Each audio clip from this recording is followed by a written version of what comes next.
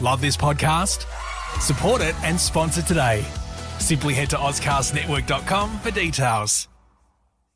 Connect with your potential customers wherever they are. Effective uses Comcast viewership data insights to combine advanced targeting capabilities with premium TV and streaming content, so you can deliver the best ad experiences to your audience no matter how they watch. Visit EFFECTV.com.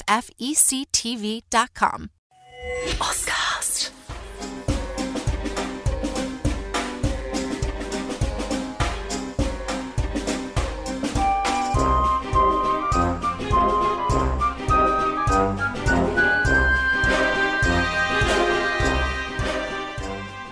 Hello world, I'm John Bruni and you're listening to STRATEGIKON, your window to all things security and foreign affairs.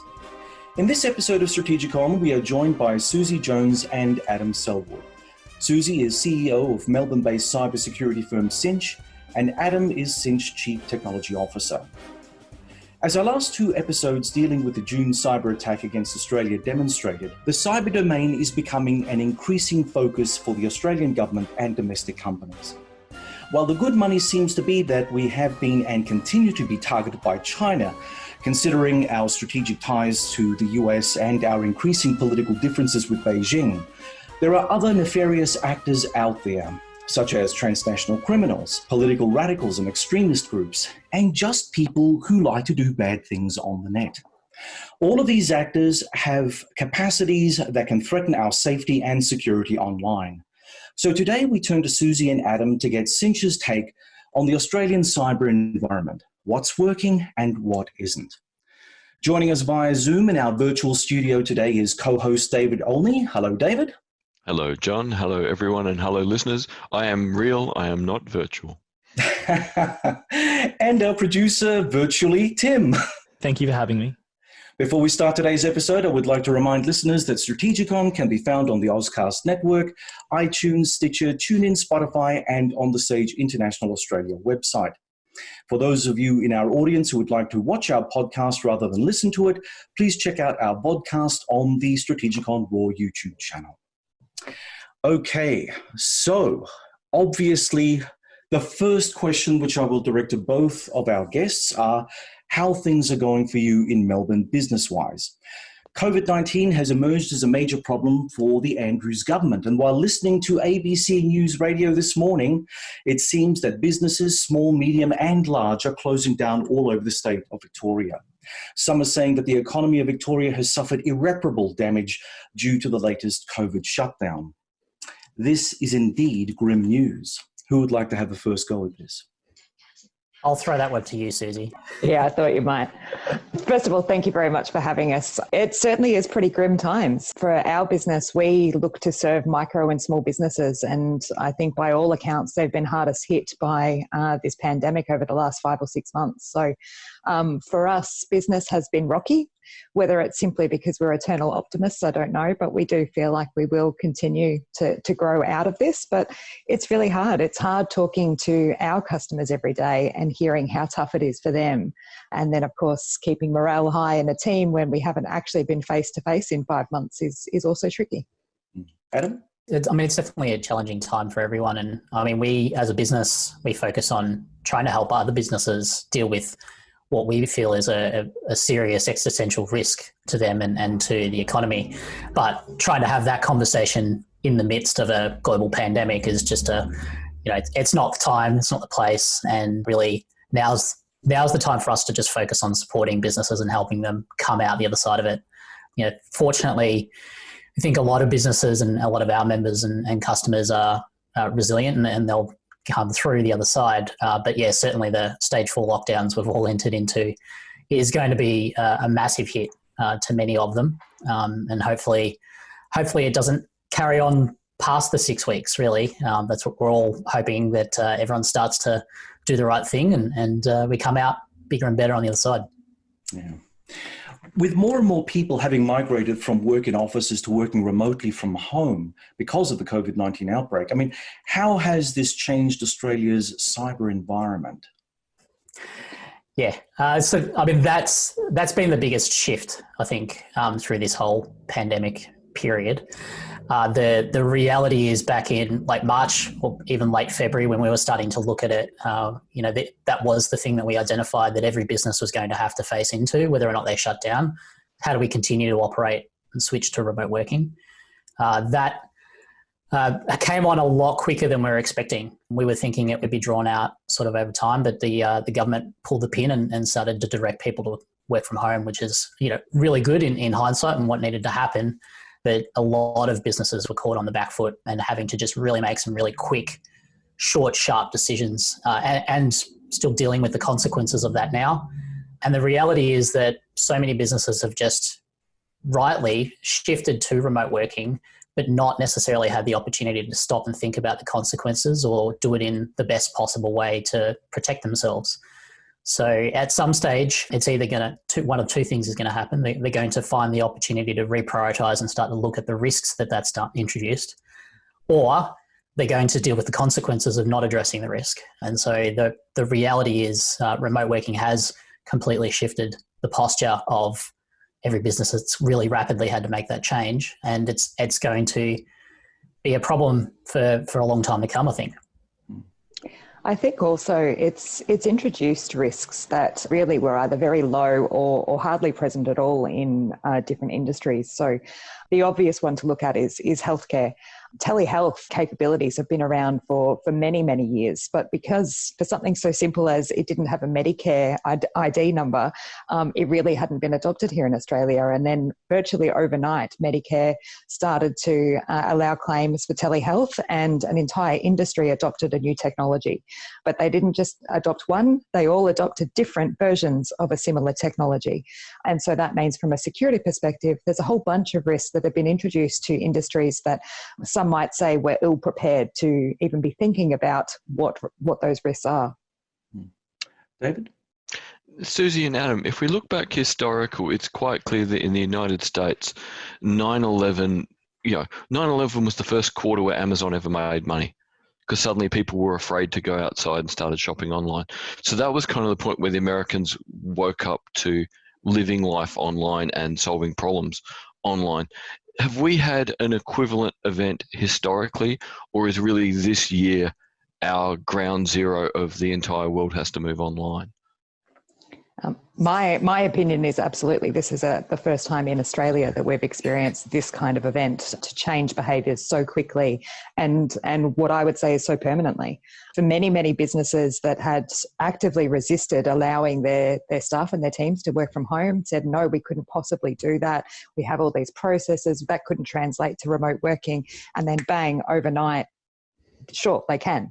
And even if it's simply because now the staff are aware that they can and will resist returning to work all the time, I think there's a very big transition that will open up a stack of opportunities for businesses big and small.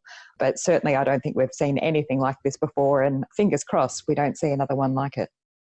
You can pick your industry, you'll find some significant shift that's gone on. Even hospitality, everyone having to move to doing online ordering and delivering and those types of things. Who would have thought that speaking to a cafe owner last year, that the first priority that they would have this week is how do I exist in a world where I can't take customers? The retail sector, massive in Melbourne now. Everyone, it's order online and click and collect, or shut your doors, stop selling. So everyone's having to completely shift to not just supporting or potentially one day looking at doing things online. In many cases now, that is the default, and that's the starting position. So it'll be really interesting to see how businesses transition back, or if they transition back on the other side of it.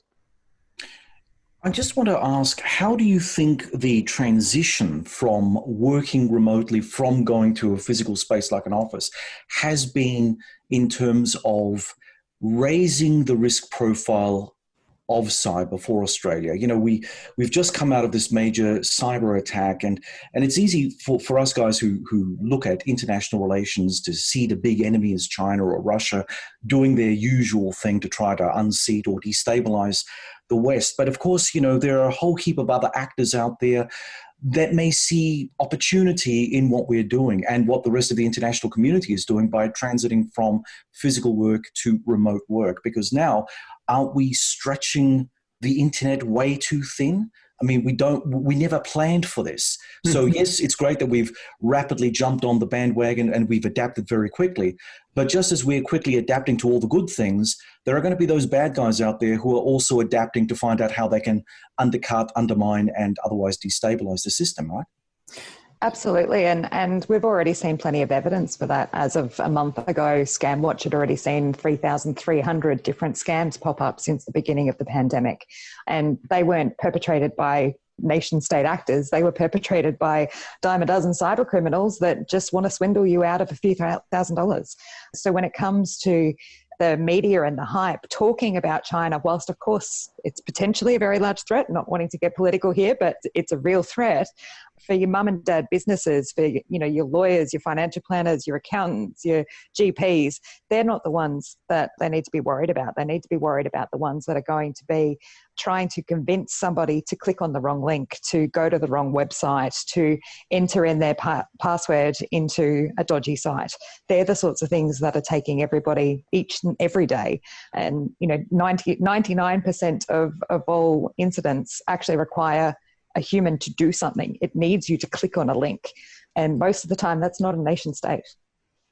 I mean, so many more different opportunities, I guess, to target smaller organizations or businesses that have had to rapidly move online as well. Again, come back to, there's been plenty of examples out there of people's websites where they're taking online orders, getting credit card skimming occurring, going on there, and all sorts of things. Like, if that's not already happening, it's about to start happening en masse, as more and more online ordering sites pop up and, don't get patched and don't get maintained and don't get monitored, those types of things. There's also just the prevalent or the increased pressure and stress that everyone is under right now. That is introducing all sorts of challenges. Even if we could all locate in work out of the same place, the pressure and stress means that we're all going to be making mistakes. We're all going to be doing shortcuts. Things are going to turn up online that really shouldn't be online. Things are going to get sent to the wrong place and get leaked out there. And the implications on that, not just on sort of actual people attacking and targeting, but mistakes occurring, things being misconfigured in the wrong way. All of that is just going to sort of compound and get, worse and worse and worse, unfortunately. And again, hopefully, we get to a point where we can start to address it, but it's going to be unfortunately worse before it gets better. Yeah. Speaking of that, the responsibility to look after the cyber domain obviously falls primarily within the government, right? So basically we look at the Australian Cybersecurity Centre for guidance. We look at, the Australian Signals Directorate for guidance, and we hope that they manage to pull everything together. But ultimately, the question that I have is, at what point does government stop being the thing that is the primary caretaker of our cyberspace, and what role does the individual have to play now? Because it is such a diffuse environment, it is stretched to the limit, and can government be across everything? I mean, what about the whole of government enterprise, for instance? I mean, I think that there's this idea that perhaps those experts who are in the field right now have a good grasp of what the country needs to defend itself against, like cyber intrusions from China or Russia, but perhaps with all the other possible intrusions from other nefarious sources, that's a grab bag of a lot of stuff, right? Yep. I mean, I must say, I would argue that I don't think it's ever been the government's responsibility. I don't think they've ever been number one responsible for this risk. There may be very well a common belief out there that they are, but I think the responsibility lies firstly in the hands of whoever it is that asked for data that belonged to somebody else in the first place. If you've accepted and taken data of somebody else's, then you are responsible for protecting that, no matter what your role is within a company, no matter where you sit. Similarly, if you're employing staff and so therefore you have their sensitive banking information or health information, the moment you accept that information, it is your responsibility to protect it.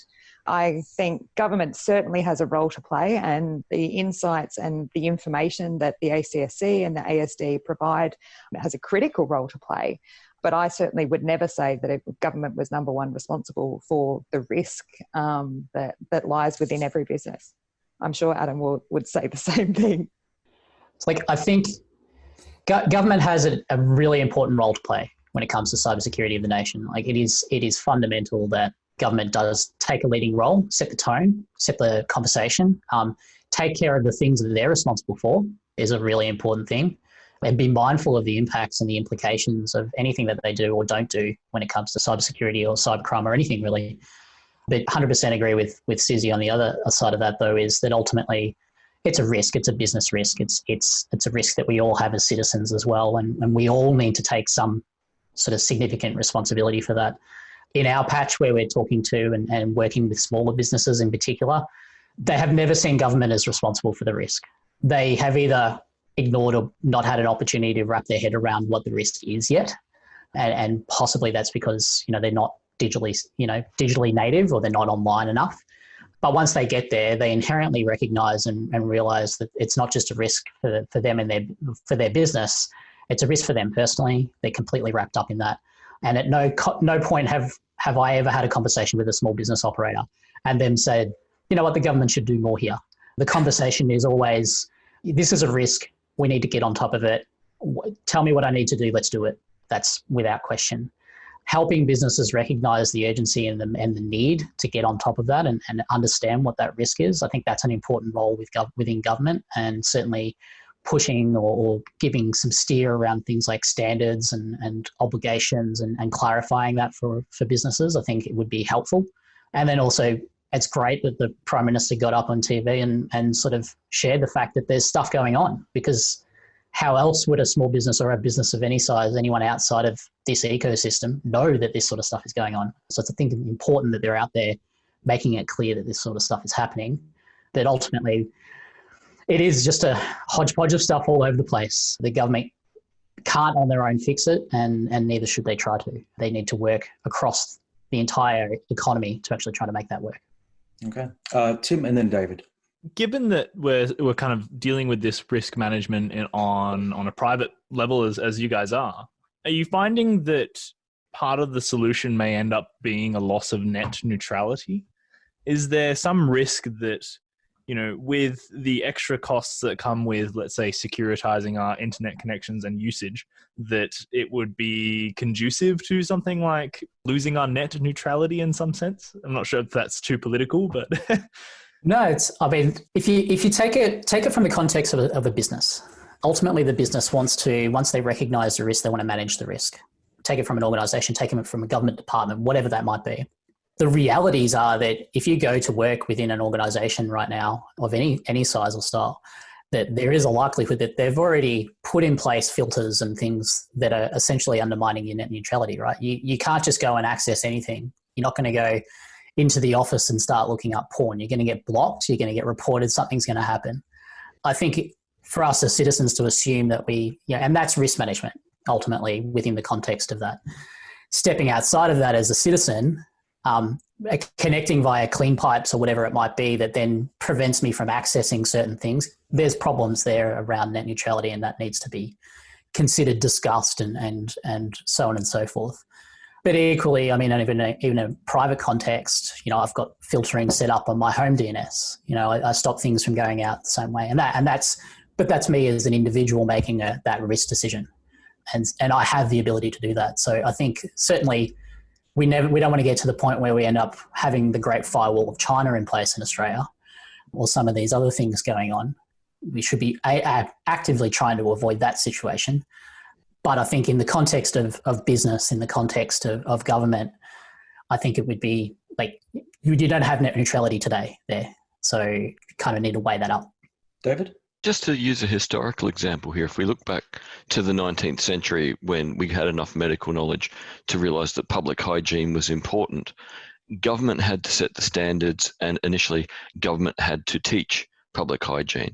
So if we look at the hack of Estonia in whatever it was, 2007, 2008, we see again that a government took responsibility for setting the standard and for making digital hygiene something that every Estonian citizen had to know and appreciate the value of.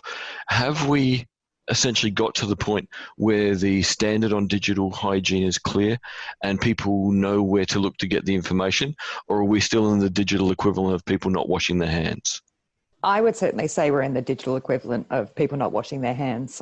And I think that's pretty clear. But I think there's a few reasons for that. First of all, it's not as simple as telling everybody to wash their hands, because everybody's hands are basically the same, right? Everybody's technical and digital footprint is essentially different, and it's individualized. So you can't just give the digital version of wash your hands, because it's different for every technology. The solution and the way to protect it is different for every technology.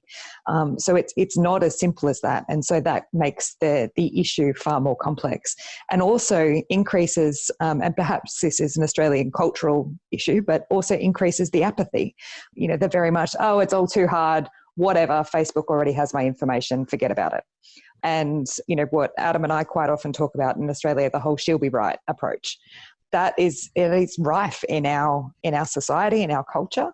And unfortunately, our government has not done anything to overcome that. You know, it was absolutely astonishing to see Scott Morrison stand up in June and make that statement around the cyber attacks. It should not be astonishing in the year 2020 to hear a Prime Minister talking about cybersecurity, but it absolutely was. And, you know, so there are many, many ways that our society and the way that we interact with one another, the way that we interact with technology, means that there is no hard and fast wash your hands solution to this. The problem is that we're not even trying. What I would say, there's very little being done. There is, in the last 2 years, the federal government have done more than what had ever been done before, and there's a lot of resources now available on cyber.gov.au, but it is still so generic. It is, you know, it is high level, basically headlines of do this, but the next step of how to do this is completely omitted, because you need to be doing it technology by technology. And that, I think, is the big issue. Is there's no point telling somebody about a problem if you're not going to help them find the solution. Is that essentially the point where you guys had to jump in? Sorry to cut you off, Adam. Is this why you guys got frustrated and started your own company, because you just saw that constant gap in the how-to?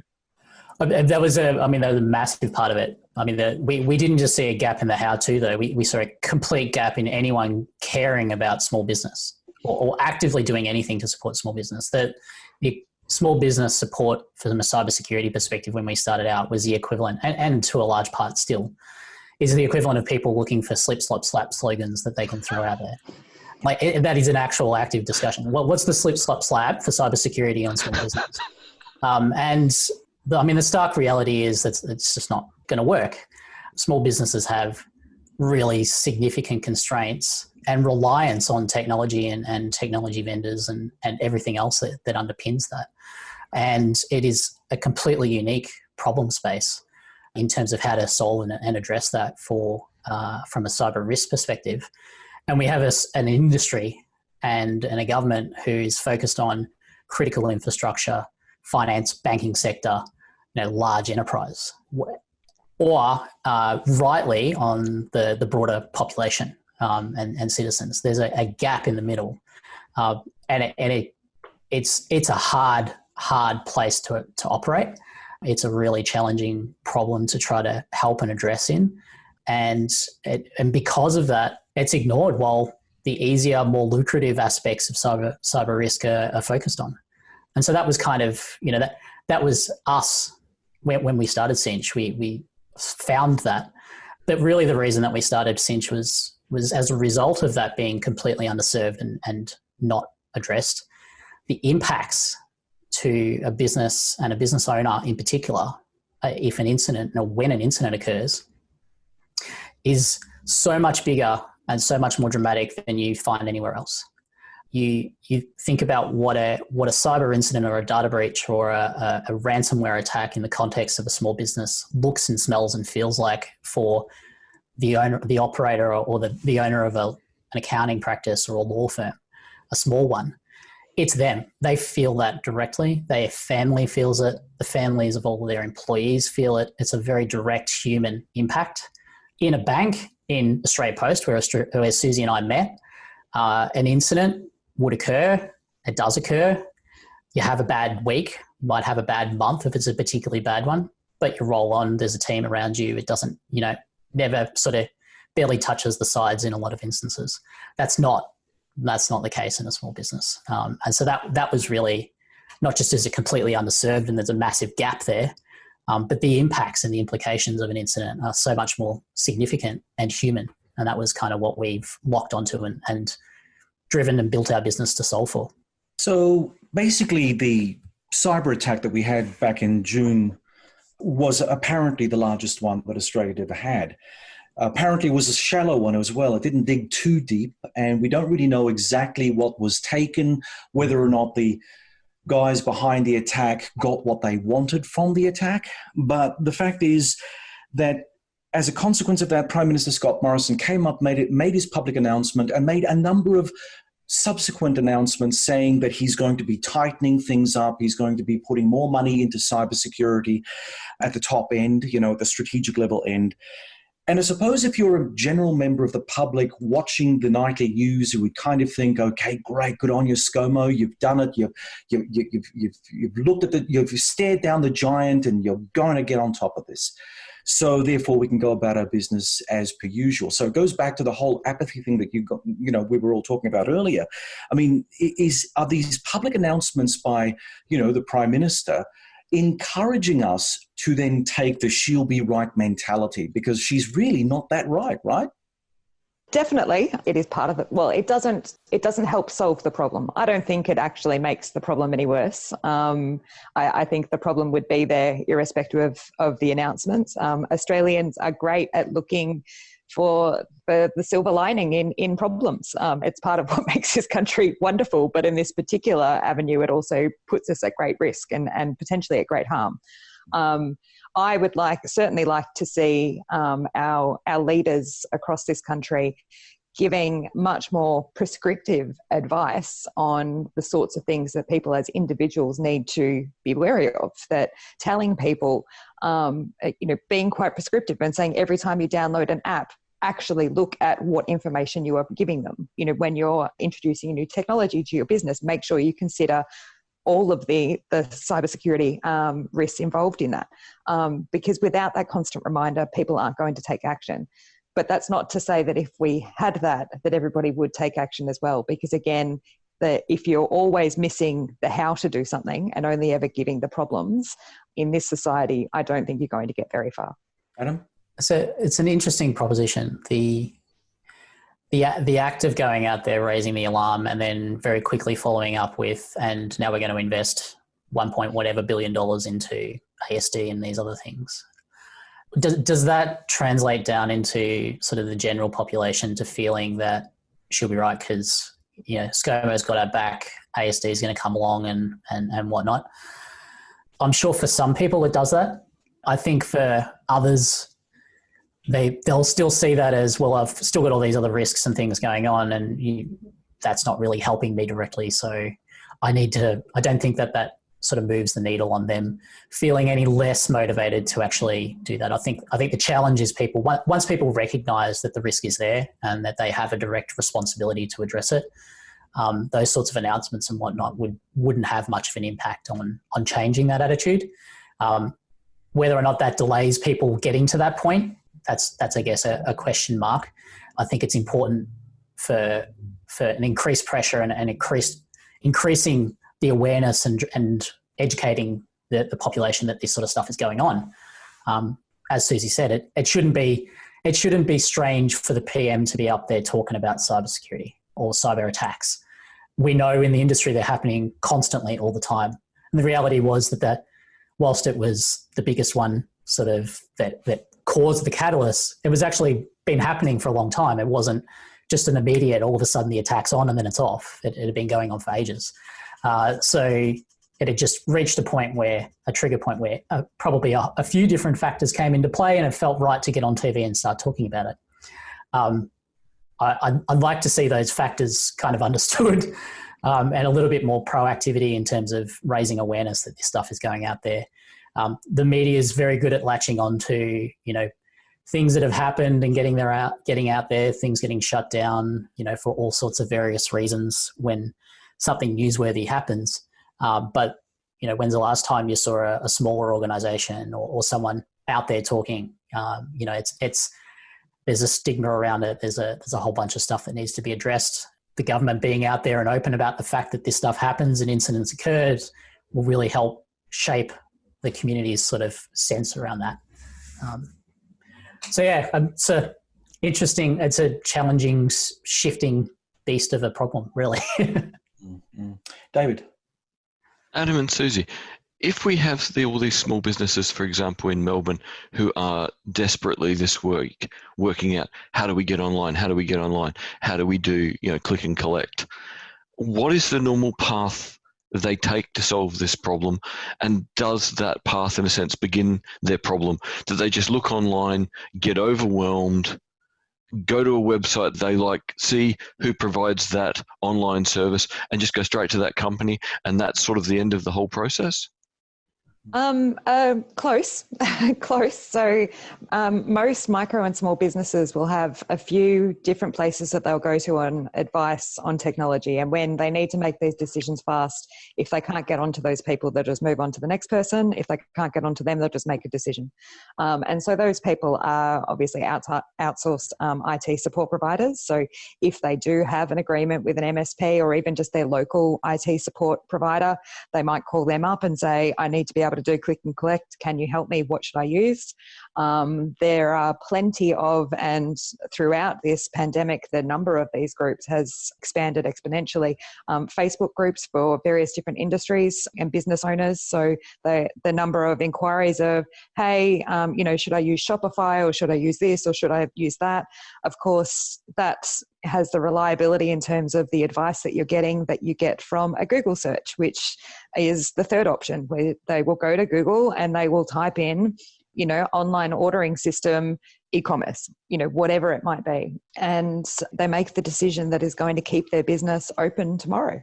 There is alarmingly little information out there on the sorts of things that a business owner should be considering when it comes to security when making those decisions.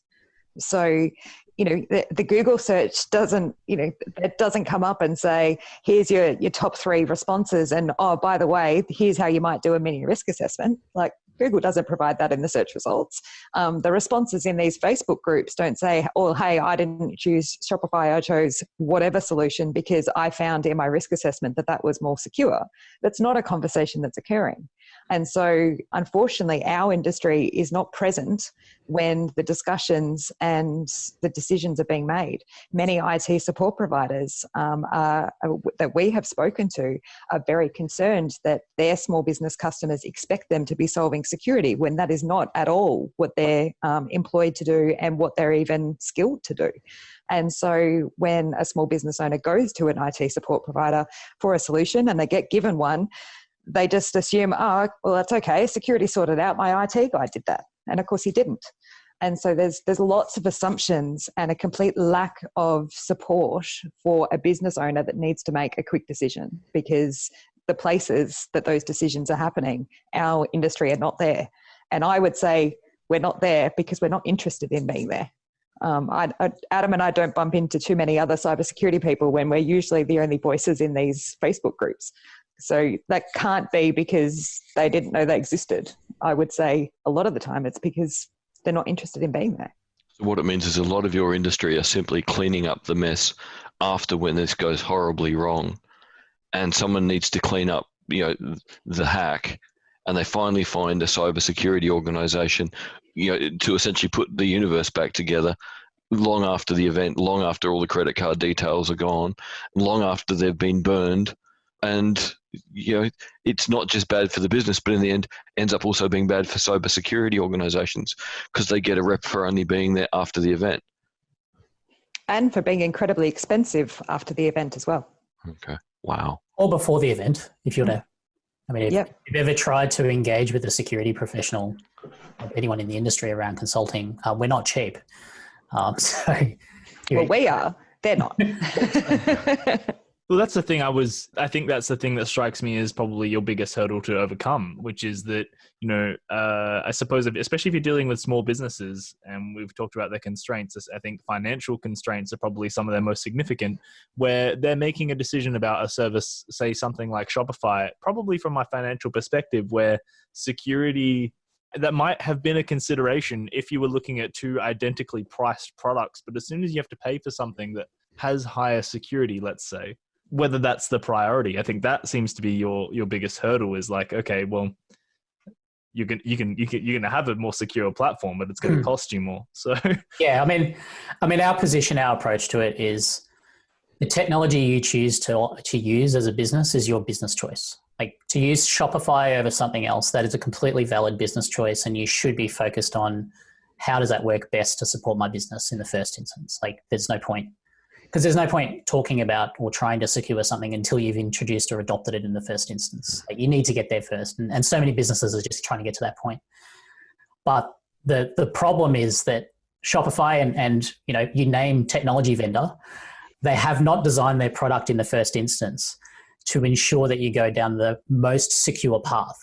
They've designed their product to make it as easy for you to adopt it and get the value out of it as quickly as possible. So, if you're Shopify, the first thing you want to do is how quickly can I enable a business to list and sell something and take a credit card online? That's what you're trying to get them to as quickly as possible. Completely valid. You hope then that they come back and they come back in when things have settled and they're comfortable with it and started using it proactively, and they come in and secure it and turn on all the security features and do all the other things that you wanted them to do if they're not enabled by default. The reality is what small business has got the time to come back and do that. It's only those that have recognized that that's something that's important. And so we start with, you need to get technology adopted into your business. You find something that's the right price point that does and meets the need that you want it to do. And then we will help you do, as Susie said, do the risk assessment, figure out what's available to you, put things in place. So often it's not, I need to go and get the bells and whistles, something hosted in a secure government cloud that's got all the firewalls enabled. Like that's not what's required, right? It's make sure that you go in and you don't have people with access that haven't worked for you for 5 years. Make sure that you go in and you're checking some stuff. Enable two-factor authentication if it's available, things like that. Stuff that is there and ready and been able quickly, but you'll never get to until someone suggests or points at it for you. And so that's kind of how we approach it. And it's interesting you talk about money being a constraint. Both Adam and I, as you mentioned before, came from Australia Post, one of the largest corporates here in Australia. Budget of it, whilst naturally it had more zeros than any small business would have, budget was a huge constraint in that large corporate, and it is in every large corporate. Security budgets are never what they should be. Unfortunately, they're just not. In a small business environment, and yes, we have also priced our product knowing our target market, but price is not usually the biggest hurdle for them to overcome. The biggest hurdle for most micro and small business owners is one of two things. Either, first of all, time, as Adam mentioned. Business owners have 1,000 things to do every single day. Security is one of those. On any given day, when does that reach the top of the pile?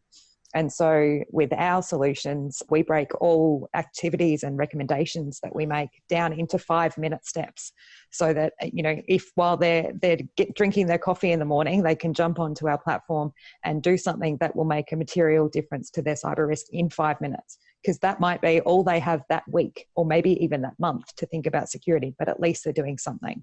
The other thing is actually their technical knowledge and skill set. So many cybersecurity solutions, if they are meant for businesses and not for individuals, such as, just basic password managers or, antivirus software, the moment you get anywhere more complicated than that, the skill level and the knowledge required to adopt it and understand it and configure it and get it working is just so damn high. And so small business owners that are lawyers or doctors or whatever, they don't have that technology information and that skill set. And that's why we do the risk analysis for them based on the technology that they have already adopted into their system. And then we give them step-by-step instructions on what it is that they need to do in plain language so that they can do it themselves or in collaboration with their IT support provider. So, we have helped small business owners configure DNS records and stuff like that they would never be able to do on their own. And nor should they even try, because who wants to do that unless you've got somebody stepping you through it? So price usually isn't the biggest factor. It's actually the time and the skills. I guess, you've kind of highlighted that you, in some sense, accept or prefer or at least find it valid for businesses to adopt the kind of technology that they want to adopt or that suits their business in the first place, and then look at securitizing that afterward. For small businesses, let's say, that are starting out, people that are coming into this and they want and have been sufficiently, I don't want to say scared, but Yeah, that's right. Okay, scared by all the things that are happening. Is starting with security also a valid approach? Does that make sense? Yeah, it does. We're never going to discourage somebody from thinking about security before they think about usability. That's for sure. But if the software that you choose is so secure that it doesn't actually do what you need it to do for your business, then clearly it's not the right technology for you. So if somebody is knowledgeable enough to know that when they're setting up their company, they have this discomfort that, security is going to be an issue, I want to get it right from the first place, then there is plenty of information out there on the security of each of these different platforms. There's always a place to find the information if you go looking for it. The thing is, they don't make it. They don't, it's not a pop-up on your screen saying, hey, by the way, these are the security things that we have built in. Compare it to all of these other competitors, because who would, the average person isn't going to read that. But the information is actually available if you go searching for it. The big thing is that, and this is the perpetual to and fro when it comes to security, is it's always a question of convenience and usability versus security. And finding the right combination of both is tricky, no matter which technology or what you're trying to do in your business. Susie, I need to pick you up on that one, because just listening to the discussion so far, it seems to me that putting myself in every man's shoes at the moment and being a small business owner myself, one of the things that, and of course David knows this very well, years of discussions with him on these issues, I can't say that I'm a particularly technological person.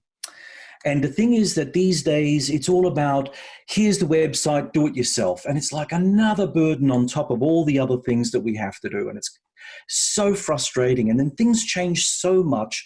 And if you're not on top of all of this, and if no one's giving you the guidance, and it's all about you going to the right website and checking it out yourself, much of the website could be written in Greek, because most of it will not make sense to the average punter out there who just wants to concentrate on the business. They know what they're specialized in. They do not want to take on the mantle of being a tech specialist. Mm-hmm. That's why there are tech specialists. But of course, there is this do-it-yourself mentality in the current environment, which seems to be very prevalent right now. And I think that it disadvantages a lot of people, because people just, you're absolutely right. They just give up in the end. They think,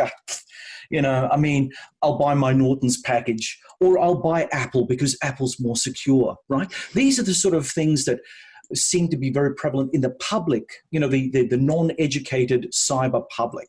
They want a quick fix. They want to get into their business knowing that they've got the right kind of technology. And of course, the tech companies all play on this. Oh, yeah, the Apple computers are so much better. Well, we know that Apple gets hacked just as regularly as everything else right now, but still they seem to be able to trade off on their hardware. And for people like myself, it's burdensome and difficult to have to go and undertake extra learning on top of all the other bits and pieces that many other businesses have to deal with. And it's very complex. So again, it's almost like a deterrent, isn't it?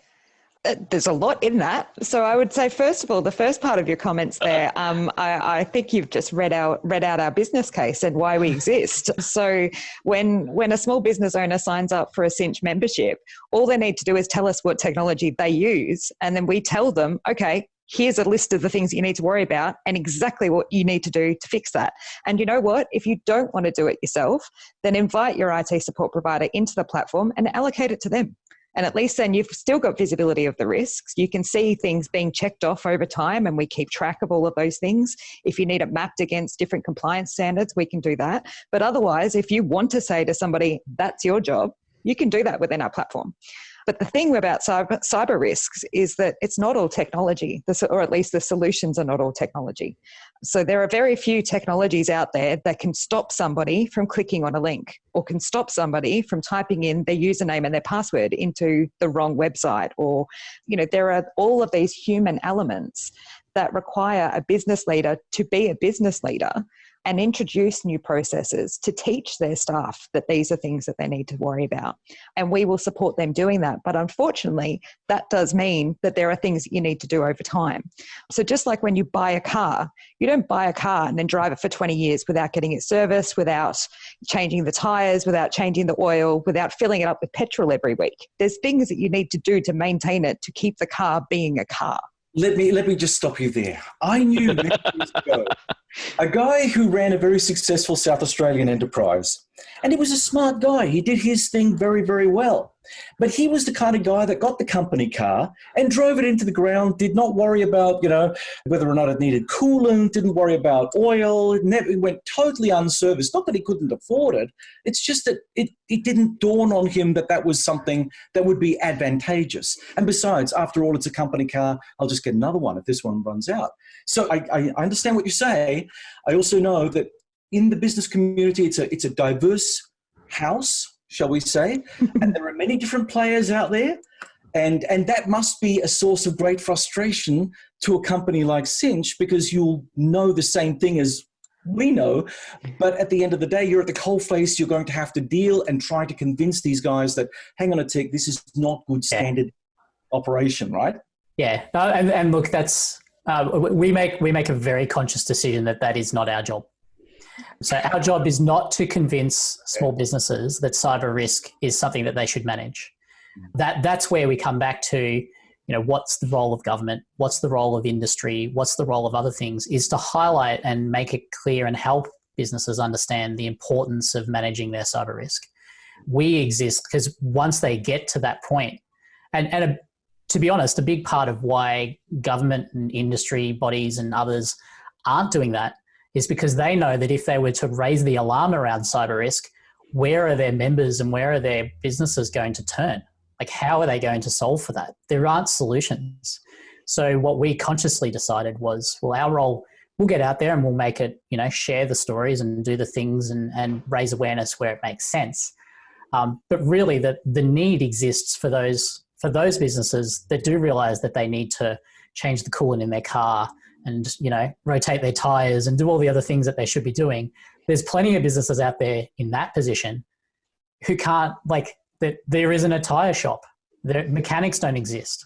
We consciously decided to go there, but in focusing at that point, we also need to play a proactive role in helping and making aware those organizations and those groups that can continue to raise awareness and sound the alarm around the risk and those types of things. It's not going to be every business, but there's 2 million small businesses in Australia. There's hundreds of thousands of them out there. And even if a small fraction of them get it and are actively looking for solutions, that's our business today. The bet that we make is that every business eventually will be digital, and every business eventually will recognize the need to manage cyber risk, regardless of their size, at some level, and we'll be there to support them when they get there.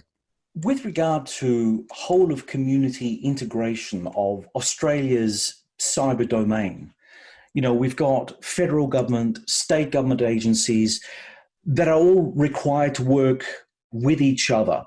Then, of course, you've got private enterprise that sometimes is helping the government enterprise get along because they're sort of outsourced to do certain bits and pieces. And then, of course, you've got policing at the other end of the bleeding edge with regard to law and order in the cyber domain. What is, in Cynch's view, the environment for whole of government cyber? I mean, is it good? Are we doing best case in comparison to other OECD countries? I mean, are there even statistics that demonstrate this? So I would say here in Australia, the idea of whole of government is a bit of a furphy in the first place. Even just within Victoria, we don't have a Victorian government. We have 1,300 different departments or something like that. And it operates like 1,300 different departments. Then you look at the federal level and it's exactly the same. So this whole idea of whole of government and having a single way forward, I think is a bit of a furphy. And I think evidence of that is the fact that there's only one government department that is compliant with the Essential 8. If there was truly a whole of government approach, they would be at the very least following their own Essential 8 that they published several years ago. the ANAO would not be doing audits on such a regular basis and publishing the results if there was truly a whole of government approach. So I think it's a bit of a furphy. I also think knowing the legacy systems that government departments are dealing with, the budgetary requirements, I think it's not unreasonable for us to be in the state that we're in. But I think it is unreasonable to then position a conversation around whole of government when clearly that is not the reality. But again, that's my personal opinion. I think separate to that, it's convoluted at the moment. Everyone's trying to figure out there's been some great work in recent years to bring everything under the sort of ASD umbrella, but that brings with it a particular lens. So everything kind of there in that context and driven towards that. You look at any given state cybersecurity strategy, if and where they exist, or in whatever midst of being redefined and other things, they all have a different focus. They're all geared in a different way. They're all geared towards whatever outcomes that sort of that state's government is targeting or driving towards at that given time. I think the fact that everyone's taking it seriously and investing into it and driving it forward in some way is good. But I wouldn't say that everyone's kind of heading in the exact same direction, and maybe they shouldn't. Maybe it's okay for different opinions and different things to be done, just as we wouldn't recommend one business deal with it in one particular way and another business do it the same way. There isn't a magic bullet catch-all. Like Essential 8's fantastic, but it's not going to solve for everything, right? So it makes sense for things to be done in a different way. I think as a nation, we're starting to lock into it and wrap our heads around it, starting to do the right things to get on top of it. And it's going to be really interesting to see how the next couple of years play out. And I think we're looking towards, as part of, Five Eyes and everything else, we're looking towards our partners in the various other nations that we closely partner with for direction and participating at that level. How that translates down into the broader, economy and everything else going on, it's still a bit of a patchwork, and there's a lot more work to be done there. So it'll be interesting to see certainly how the 2020 strategy plays out and comes up and how they push forward on all of those fronts. But it's a big problem space. So it makes sense to have a lot of different opinions. I don't think, as nice as it would be to be Estonia and have everyone under one sort of guidance and push towards one sort of outcome, we're not that. We're closer to the US with a whole bunch of different states doing different things around privacy and doing all sorts of things all over the place. Home security over there, home affairs here. It makes sense for everyone to kind of be operating and working through things in their own way with their own lenses and to achieve the outcomes that they feel are appropriate at that level. Look, I'm going to give you both one final question to answer, and that is with the impending rollout of 5G and obviously Australia's preference not being Huawei as a main provider for obvious reasons. How has this decision made things a little bit more difficult for Australia rolling into the whole Internet of Things? We do need 5G. We need 5G to be affordable. Huawei is apparently a world leader in 5G. Huawei is also apparently very affordable. Now that the government has taken a strategic stand against China, we're all part of that whole US-China trade war situation. This is going to affect how the internet evolves to the next level. Will this disadvantage small to medium enterprises in Australia, say over the next 5 to 10 years? I'm going to defer to Adam because I must admit Okay. I quite intentionally stay out of the 5G arguments. Yeah, will it disadvantage Australian businesses? So that's kind of the question that we're getting at. So in a sense it will, but it'll impact on specific industry segments. Those that are developing Internet of Things solutions or are reliant on that type of thing will feel it more acutely, and hopefully, the government can play a role in offsetting and assisting with that as part of those decisions and whatnot. I think also, though, it really, a little bit like we're starting to see in a few different places with manufacturing coming back and becoming more national.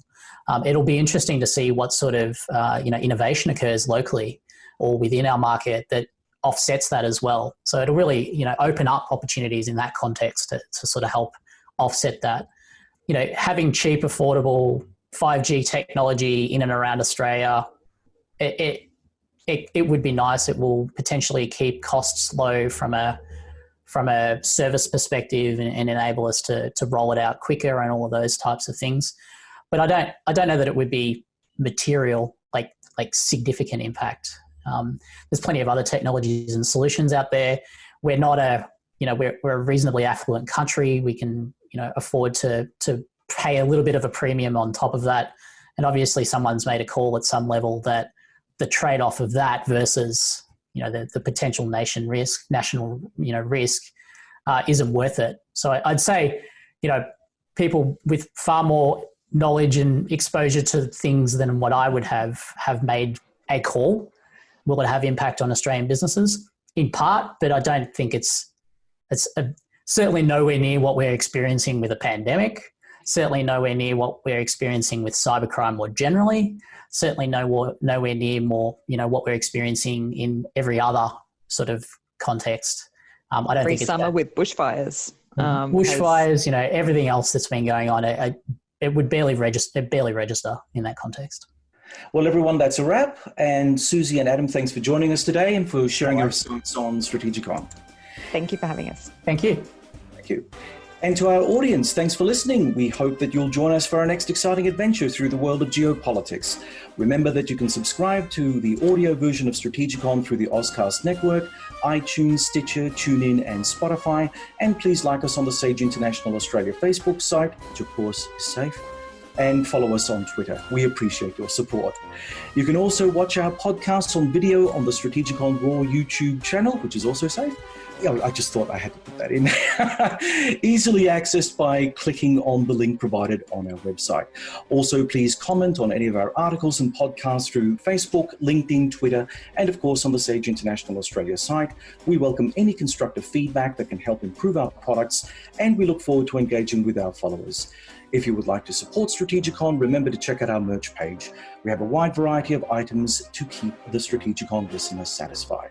Until next time, goodbye.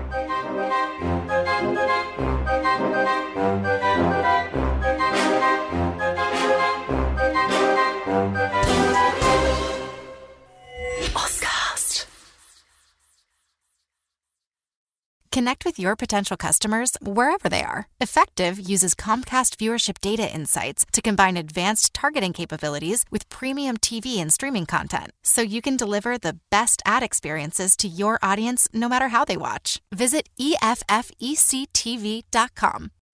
Love this podcast? Support it and sponsor today. Simply head to ozcastnetwork.com for details.